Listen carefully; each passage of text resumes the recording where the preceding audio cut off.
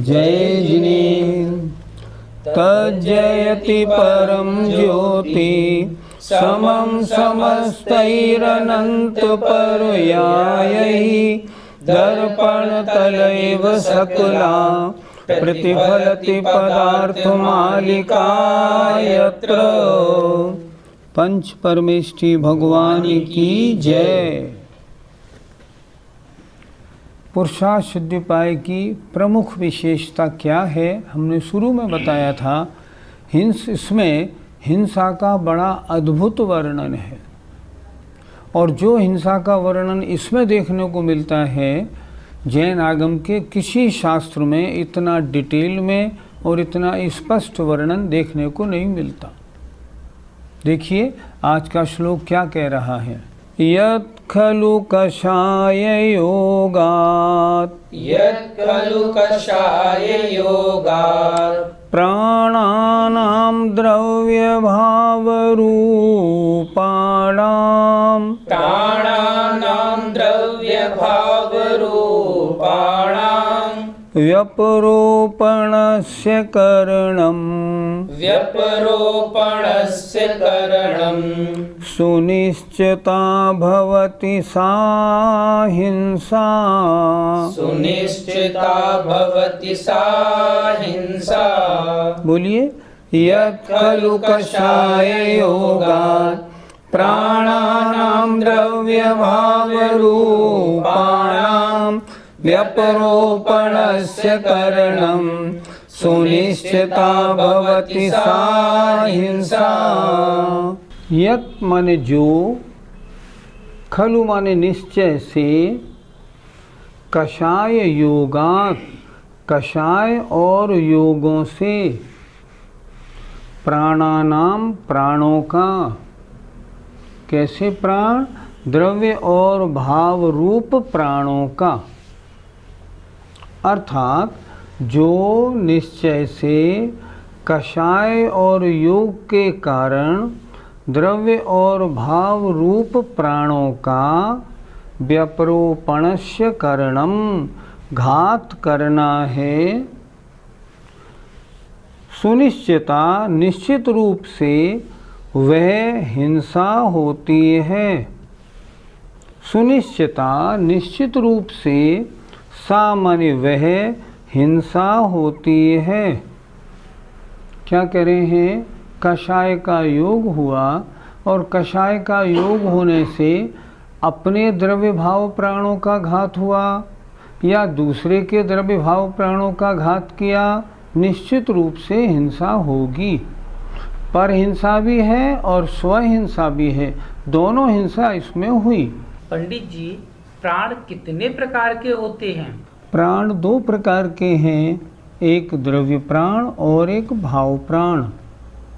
द्रव्य प्राण माने जो शरीर संबंधी बने हुए प्राण हैं, ये द्रव्य प्राण। और भाव प्राण माने अपने पास उनसे जानने की कोशिश रूप क्षयोपशम होना, इसका नाम भाव प्राण है। प्रत्येक जीव में द्रव्य प्राण भी होते हैं और भाव प्राण भी होते हैं। पंडित जी, किस जीव के कितने प्राण होते हैं? आपने शायद द्रव्य प्राणों की बात पूछी है। पहले ये समझना है प्राण होते कितने हैं। द्रव्य प्राण, द्रव्य प्राण 10 होते हैं, 5 इंद्रिय, 3 बल, आयु और श्वासोच्छ्वास। हमारे कितने प्राण हैं? हमारे 10 प्राण हैं, 5 इंद्रियां भी हैं, मनोबल, वचन बल, काय बल भी है, आयु भी है और श्वासोच्छ्वास भी है। किस जीव के कितने होते हैं? एक इंद्रिय जीवों के 4 प्राण होते हैं। एक इंद्रिय, एक कायबल, आयु और श्वासोच्छ्वास। 2 इंद्री के 1 इंद्री बढ़ गई तो 6, 3 इंद्री के 7, 4 इंद्री के 8, असैनी पंचेंद्री के 9 और सैनी पंचेंद्री हम सब के 10 द्रव्य प्राण होते हैं। तो इन द्रव्य प्राणों का अगर घात किया जाए तो उसका नाम हिंसा है, अर्थात किसी के अंगों को काट देना आदि। पंडित जी, भाव प्राण क्या होते हैं? जीव जिनसे जीता है उन्हें कहते हैं भाव प्राण, अर्थात हमारे जो चैतन्य रूप छायोक्षमिक भाव रूप जो प्राण हैं या जो हमारी शक्ति है उसे हम कहते हैं भाव प्राण। हम और आप द्रव्य प्राण और भाव प्राण दोनों से जीते हैं। द्रव्य प्राण हमारे 10 हैं, भाव प्राण हमारे चेतना है, उनसे हमारा जीवन है। पंडित जी, कषाय और योग से द्रव्य और भाव प्राणों का घात कैसे होता है? कोई मक्खी हमारे ऊपर बार बार आ रही थी, हमें गुस्सा आई, हमने उस मक्खी को मसल के मार दिया, तो क्या हुआ? सामने वाले उस जीव मक्खी रूप जीव के द्रव्य प्राणों का भी घात हुआ, और अपना क्या हुआ? अपने भाव प्राणों का घात हुआ। ये चर्चा पिछले दिनों में हो चुकी है कि आत्मा यदि विकारी भाव रूप परिणाम करता है तो उसके भाव प्राणों का घात होता है और उससे हिंसा है। यहाँ दोनों घात हुए, सामने वाली मक्खी के तो द्रव्य प्राणों का घात हुआ और अपने भाव प्राणों का घात हुआ। हिंसा रूप परिणाम, द्वेष रूप परिणाम हुए। इस तरह द्रव्य और भाव दोनों प्राणों का घात होने से हिंसा हुई। पंडित जी, योग से द्रव्य और भाव प्राणों की हिंसा कैसे होगी? कषाय होने पर योग ही तो कार्यकारी होते हैं। हमें गुस्सा आई और हमने उस मक्खी को मान लो हाथ से मारा, तो ये काय योग के द्वारा हिंसा हुई। इसलिए काय योग के द्वारा होने वाली द्रव्य हिंसा हो गई। ये होती है योग से होने वाली हिंसा। और मेरे मन में जो परिणाम आए कि मैं हाथ से इसको मारूं, ये मेरे भाव प्राणों की हिंसा हुई। इस तरह किसी के द्रव्य और भाव प्राणों के घात करने में अपने भी द्रव्य और भाव प्राणों का घात कभी कभी बन जाया करता है, और भाव प्राणों का घात तो होता ही होता है। पंडित जी, ऐसा भी तो हो सकता है कि सामने वाले के द्रव्य प्राणों का घात हो और भाव प्राणों का घात ना हो। अन्य जीव की कोई व्यक्ति जब हिंसा करता है तो पहले उसके मन में क्रोध आएगा, वो अपने हाथों से क्रिया करेगा, मैं इसको मारूं ऐसा सोचेगा, तभी तो दूसरे के द्रव्य प्राणों का घात होगा। क्या ऐसा हो सकता है मन में विचार ना आए और सामने वाले जीव को हाथ मार दे? नहीं। हम सैनी पंचेंद्रिय हैं, हमारे शरीर के हर अंग की जो क्रिया होती है ना, वो विद इंटेंशन होती है। मैं जब सोचता हूँ मुझे ऐसा करना, तब वो क्रिया संपन्न होती है। इसलिए पहले भाव प्राणों का घात होता है, द्रव्य प्राणों का घात बाद में होता है। मैंने सोचा इसको मारूं, तभी तो मैं हाथ उठा के उसको मारूंगा, तो पहले भाव प्राण का घात हुआ, द्रव्य प्राण का घात बाद में हुआ। पंडित जी, हिंसा कितने प्रकार की होती है? 2 प्रकार की हिंसा की चर्चा तो आप खूब सुन रहे हैं। पहली बात द्रव्य हिंसा, सामने वाले को मारना। भाव हिंसा, अपने मन में मारने के विचार आना। 2 तरह की हिंसा। वैसे हम सबके जीवन में हिंसा 4 प्रकार से होती है। प्रसंग ध्यान से सुनने वाला है। पहली संकल्पी हिंसा, हम जानबूझकर किसी जीव की हिंसा करें। जैसे कुछ लोग शिकार खेलते हैं, कोई मछली वाला मछली पकड़ता है। कहीं अगर मान लो खाट में खटमल बहुत हो जाए तो हम जबरन के एक दवाई छिड़क के उन सबको जान से मार डालते हैं। ये क्या हुई? ये तो संकल्पी हिंसा हुई। दूसरी हिंसा होती है आरंभी हिंसा। हम सबको अपने घर में काम करना पड़ता है, झाड़ू लगाना, नहाना, कपड़े धोना, कूटना, पीसना, पढ़ेरे में पानी इत्यादि का कार्य, इन सब में हिंसा होना स्वाभाविक है, हिंसा होगी ही होगी। लेकिन इससे बचें कैसे? इनसे बचना बहुत मुश्किल। बचने के लिए क्या करना चाहिए? फिर प्रतिमाओं को धारण करना चाहिए। अगर हम 8 प्रतिमा धारण कर लें, 9 प्रतिमा धारण कर लें, तो इन आरंभ करने का हमारा त्याग हो जाता है। और जब त्याग होता है तब आरंभी हिंसा से बच लिया जाता है। लेकिन जब तक गृहस्थी में है तब तक आरंभी हिंसा तो होती ही होती है। एक होती है उद्योगी हिंसा या उद्यमी हिंसा। उसका मतलब होता है हमारे व्यापार में, रोजगार में, दुकान में, फैक्ट्री आदि में जो हिंसा होती है वो उद्यमी हिंसा है। ये भी तो होगी होगी, हाँ ज़रूर होगी। इससे पूर्ण रूप से नहीं बचा जा सकता। आप नौकरी करें या व्यापार करें, हिंसा तो होगी। इससे बचने के लिए क्या करना चाहिए? नौकरी और व्यापार छोड़ देना चाहिए। अगर न छोड़ें तो कम से कम इतना तो करें, जिन व्यापारों में जीव हिंसा ज़्यादा है उन व्यापारों को तो ना करें। आजकल बहुत से हम जैनी लोग भी ऐसे व्यापार में इन्वॉल्व हो गए हैं जिनमें हिंसा है। नहीं, जैन धर्म के अनुसार वो उद्योग, वो व्यापार करे जिसमें कम से कम हिंसा हो। जैनियों के लिए व्यापार आगम में किस व्यापार की आज्ञा है? उन्होंने कहा सोने चांदी का, हीरे जवाहरात का धंधा करे, हिंसा कम से कम हो। अगर मान लीजिए फ्लोर मिल लगा ली है, अगर ईंट का भट्टा लगाया है, अगर दाल मिल लगाई है, मसाले पीसने का काम है, जूता बेचने की दुकान है, इनमें तो महान हिंसा का काम है। इनमें महान उद्यमी हिंसा होती है जो हमें करनी योग्य नहीं। और चौथी हिंसा होती है विरोधिनी। अगर कोई हमारे ऊपर आक्रमण करे तो उसके साथ अपना बचाव करने में जो हिंसा हो जाए वो विरोधिनी हिंसा है।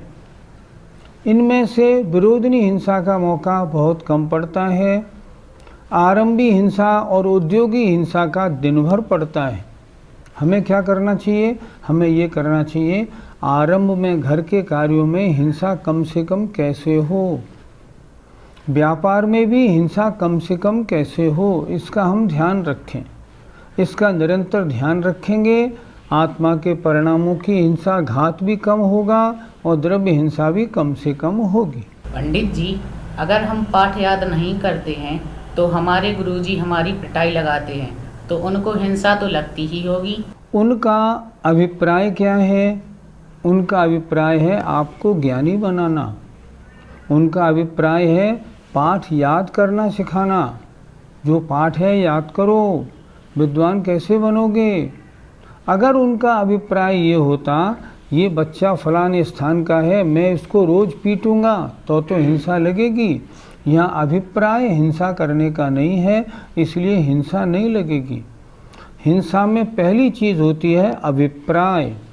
उनका अभिप्राय क्या है? आपको पढ़ाई में लगाना, आपको विद्वान बनाने की ओर प्रेरित करना। इसलिए उनमें उनको इसकी हिंसा नहीं लगेगी। रही बात आपकी, आपको भी ये सोचना चाहिए कि वास्तव में मैंने आज याद नहीं किया, इसलिए गुरुजी को गुस्सा आया। गुरुजी को गुस्सा दिलाने में मेरी गलती है, मैं आइंदा पाठ याद करूँगा। अगर आपको गुस्सा आ गया, मुझे मारा क्यों, तो फिर आपके हिंसा लगेगी, उनके नहीं लगेगी। इस तरह परिणामों के अनुसार हिंसा लगती है। तो फिर हिंसा और अहिंसा में अंतर क्या है? आचार्य इस अंतर को बताने के लिए अगला श्लोक लिख रहे हैं। अप्रादुर्भाव खलु अप्रादुर्भाव खलु रागादीनां भवत्यहिंसेति रागादीनां भवत्यहिंसेति तेषामेवोत्पत्तिर्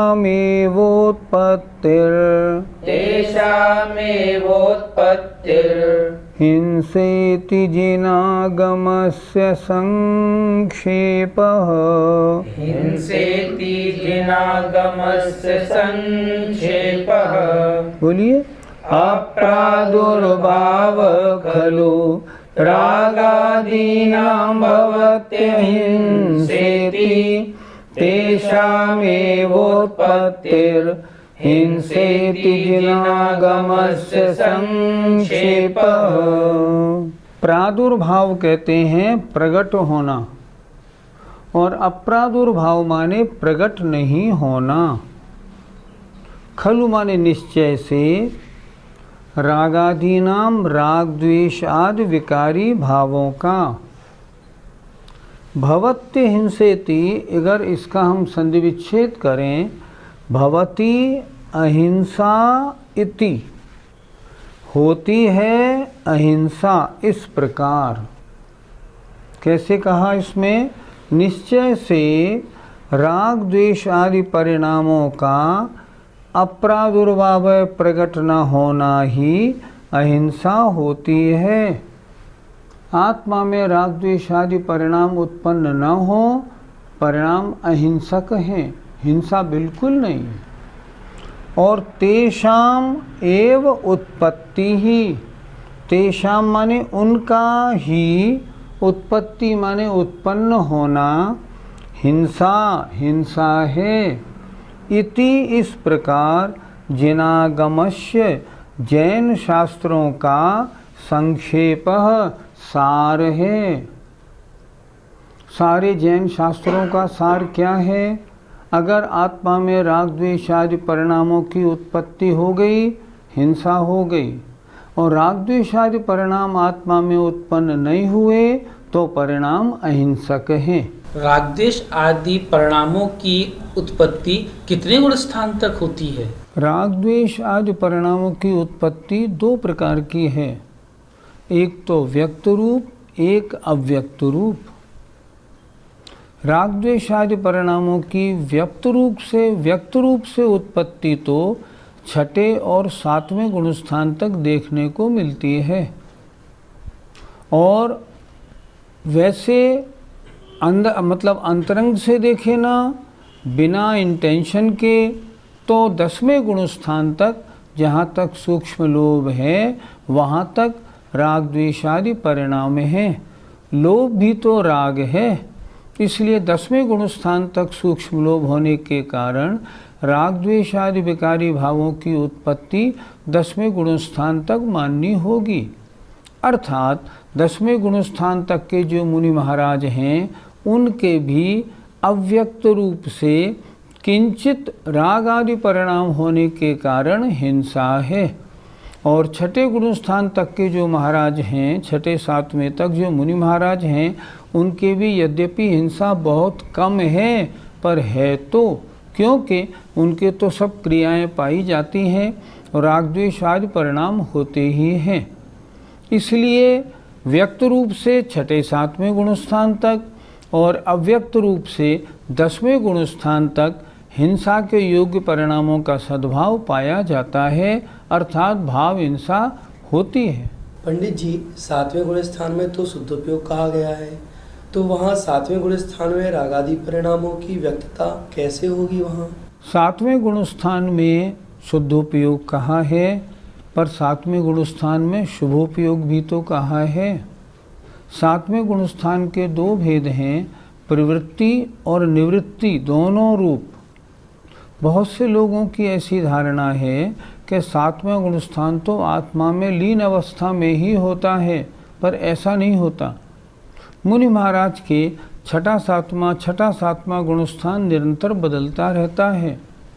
कोई मुनि महाराज अगर विहार कर रहे हैं तो हर उनके, जैसे मुख्तार साहब ने लिखा है, छठे गुणस्थान का उत्कृष्ट काल 1 मिनट और 7वें गुणस्थान का उत्कृष्ट काल आधा मिनट, तो हर 1 मिनट वे मुनि महाराज विहार कर रहे हैं, और छठा सातवां गुणस्थान चल रहा है। तो जब विहार कर रहे हैं तो छठा भी है और सातवां भी है। जब पैर बढ़ाऊं प्रवृत्ति है तो छठा, जीव हिंसा तो नहीं हो रही, 7वां, इस तरह होती रहती है। तो सप्तम गुण स्थान में आचार्यों ने शुभोपयोग भी माना है और शुद्धोपयोग भी माना है। जब शुभोपयोग है, मुनि महाराज कोई धार्मिक क्रिया भी संपन्न, मान लो प्रवचन ही कर रहे हैं, तो उस प्रवचन करते में प्रवृत्ति रूप कार्य होने के कारण हिंसा है। और 7वें गुण स्थान में जब शुद्धोपयोग में है तब हिंसा बहुत हल्की है, प्रवृत्ति रूप नहीं है, स्वभाव से हो रही है वही है, वो बहुत कम मात्रा में होगी। पंडित जी, रागादि परिणामों के बिना तो हमारी आत्मा रह ही नहीं सकती है, तो क्या हमारे प्रति समय हिंसा होती है? हाँ बिल्कुल, इसमें कोई शक नहीं। हम गृहस्थ लोगों के प्रति समय हिंसा होती है। तो ये तो बड़ी गड़बड़ बात आपने बता दी। अगर हम मंदिर जी में बैठे हैं और पूजा कर रहे हैं तो भी वहाँ हिंसा हो रही है क्या? हाँ, हिंसा हो रही है। कैसी? आपके परिणामों में जो भगवान की भक्ति रूप प्रशस्त राग हो रहा है उसको भी यहाँ आचार्यों ने, क्योंकि आत्मा में विकारी परिणाम हुए, आत्मा में शुद्ध परिणाम नहीं हुए, इसलिए उन परिणामों का होना भी हिंसा कहा है। हिंसा भी बहुत प्रकार की, जैसे ये जो भगवान की पूजा आदि कार्य करने में जो आत्म परिणाम में राग उत्पन्न हो रहे हैं, ये तो आगे हमको मोक्ष की ओर ले जाने वाले हैं। कहते हैं सम्यक दृष्टि का जो पुण्य होता है नियम से मोक्ष का कारण होता है, उससे बचना हमारे लिए संभव नहीं। हम इस तरह विचार करें, जब हमारे प्रति समय 24 घंटे आत्मा के परिणामों की हिंसा होती है, फिर हमारा किन परिणामों में नुकसान ज़्यादा है और किन में नुकसान कम। अगर घर गृहस्थी में या व्यापार में उलझे रहेंगे, राग द्वेष के कार्यों में विद इंटेंशन अभिप्राय सहित लगे रहेंगे, तब क्या होगा? कषाय तीव्र होने से आत्मा के परिणामों की बहुत हिंसा होगी। और अगर उनसे हटके हम धार्मिक कार्यों में लगेंगे, मंद कषाय होने से कम हिंसा होगी। और मुनि बनने के बाद जब शुद्धोपयोग में लीन हो जाएंगे, तब तो शुद्ध उपयोग होने से हिंसा और भी कम होगी। लेकिन जब तक मुनि अवस्था है तब तक भी आत्म परिणामों की हिंसा होना स्वाभाविक है, उससे बचा नहीं जा सकता। हम केवल इतना काम कर सकते हैं कि हम उन आत्म परिणामों में प्रवृत्त होकर कोई कार्य ना करें। अब प्रवृत्त होकर नहीं करेंगे तो हिंसा होगी तो सही, बहुत कम होगी, नेग्लिजिबल कहते हैं ना, उतनी होगी, उससे और अधिक नहीं। उससे नहीं बच सकते। उससे तो कब बचेंगे? जब श्रेणी मानेंगे और 10वें गुणस्थान से ऊपर निकलेंगे, 11 और 12वें गुणस्थान में जाएंगे, जब मोहनी कर्म का उदय बिल्कुल समाप्त, मतलब या तो दब जाएगा या नष्ट हो जाएगा, तब हमारे परिणामों में हिंसा बिल्कुल नहीं होगी। वो दशा आज संभव नहीं। तो आज क्या करना है? हम घर गृहस्थी के कार्यों में कम से कम उलझें, व्यापार वो करें जिनमें हिंसा कम से कम हो।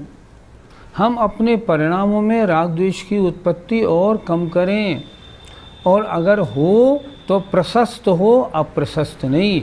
अगर इसका हम ध्यान रखेंगे तो वो हिंसा होगी जो कल्याणकारी है। संपूर्ण हिंसा से बचना तो हमारा आज संभव है ही नहीं। जय जिनेंद्र।